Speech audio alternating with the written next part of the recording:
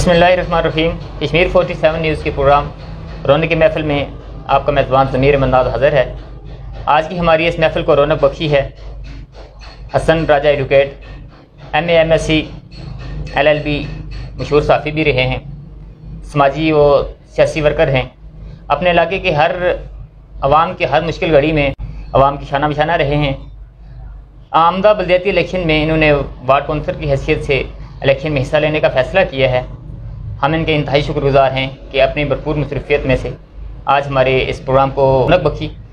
अस्सलामु अलैकुम रहमतुल्लाह। वालेकुम सलाम। जी जनाब हसन राजा साहब, आप खैरियत से हैं? जी अल्लाह का शुक्र, आपका बहुत शुक्र।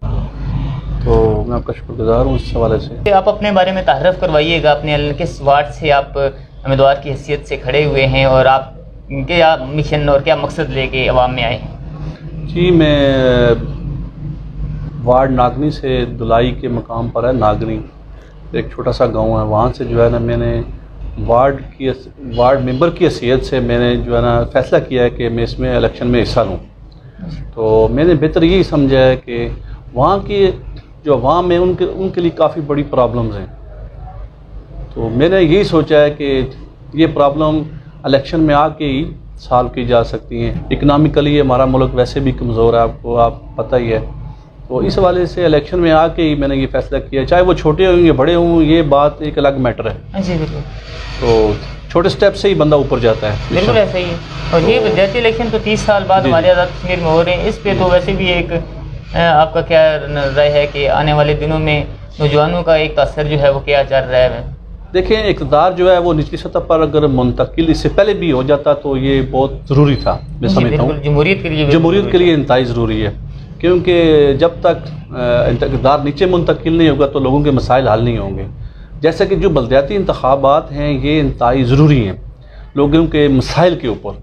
अगर लोगों के मसाइल नहीं आएंगे, ऊपर लेवल पर लोगों को मसाइल नज़र नहीं आते हैं और ऊपर लेवल जो है वो मसाइल हल भी नहीं कर सकते हैं, क्योंकि वो अपनी भाग दौड़ में लगे रहते हैं। उनको छोटे लोगों के बारे में कुछ इल्म नहीं होता है।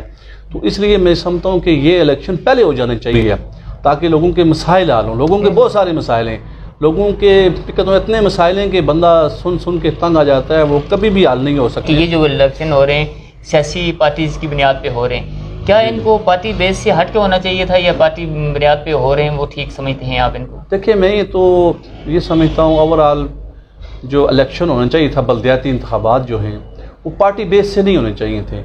उसका प्रॉब्लम ये है कि जो लोग अहलियत की बुनियाद पर उनको टिकट नहीं मिलते हैं और उनको टिकट ऐसे लोगों को दिया। ये जो इलेक्शन हो रहे हैं सियासी पार्टीज़ की बुनियाद पे हो रहे हैं, क्या इनको पार्टी बेस से हट के होना चाहिए था या पार्टी बुनियाद पे हो रहे हैं वो ठीक समझते हैं आप इनको? देखिए, मैं ये समझता हूँ ओवरऑल जो इलेक्शन होना चाहिए था, बल्दियाती इंतखाबात जो हैं वो पार्टी बेस से नहीं होने चाहिए थे। उसका प्रॉब्लम ये है कि जो लोग अहलियत की बुनियाद पर उनको टिकट नहीं मिलते हैं और उनको टिकट ऐसे लोगों को दिया जाता है जो लोग यानी कि इकनॉमिकली स्ट्रांग होते हैं या उनका जो है आप समझ लें कि कोई दीगर बरादरी में होल्ड होता है। लेकिन वो लोग जो होते हैं वो लोग क्या होता है कि एक्टिव होते हैं, वो काम करवा सकते हैं, सारे मसाइल हल कर सकते हैं। तो मैं ये समझता हूँ इसको आज़ादाना होना चाहिए। तो मैंने इसलिए अपने आप को एक आज़ाद हैसियत से, मुझे पार्टी का टिकट ऑफरें भी हुई हैं, मैंने कहा नहीं, मैंने उसको रिजेक्ट किया है। बिल्कुल आपका मैंने कहा जब आप एक पार्टी में चले जाते हैं, किसी पार्टी में, तो वहाँ पर आप लिमिटेड हो जाते हैं, महदूद हो जाते हैं। लेकिन वो लोग जो होते हैं वो लोग क्या होता है कि एक्टिव होते हैं, वो काम करवा सकते हैं, सारे मसाइल हल कर सकते हैं। तो मैं ये समझता हूँ कि जमाती बुनियादों पर ये इंतखाबात कतई नहीं होने चाहिए।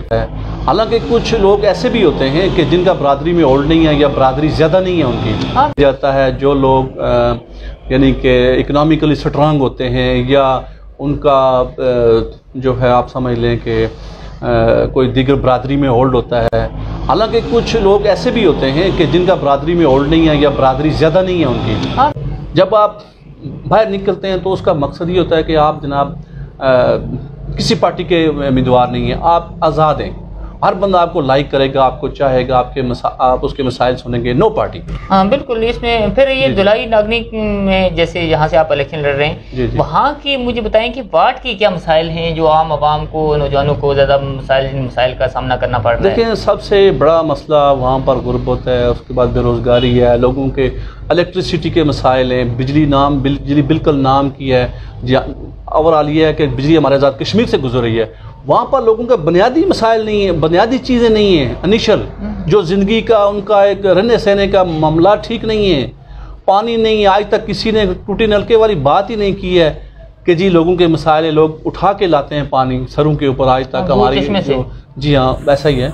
और मैं कहता हूँ कि पानी, बिजली, स्कूल, ये चीज़ें सबसे पहले ज़रूरी हैं। बिल्कुल ऐसा ही। अगर आपको बुनियादी ज़रूरतें भी आपके पास नहीं है तो आप क्या आगे जो है ना वो चलेंगे या कैसे ज़िंदगी बसर करेंगे? शामिल हुए। इस वक्त अवाम को एक ऐसे अवाम दोस्त शख्स की ज़रूरत है जो आपके मुश्किल में, हर परेशानी में आपके साथ शाना बशाना खड़ा हो और आपकी आवाज़ बने, ना कि कोई ऐसे जो सियासी बुनियाद पे या किसी और ऐसे तासब की बुनियाद पे इस वक्त माशरे में आगे आना चाह रहे हैं। इसका हम सब आवाम को मिल के इन ऐसे अनासर का रास्ता रोकना होगा।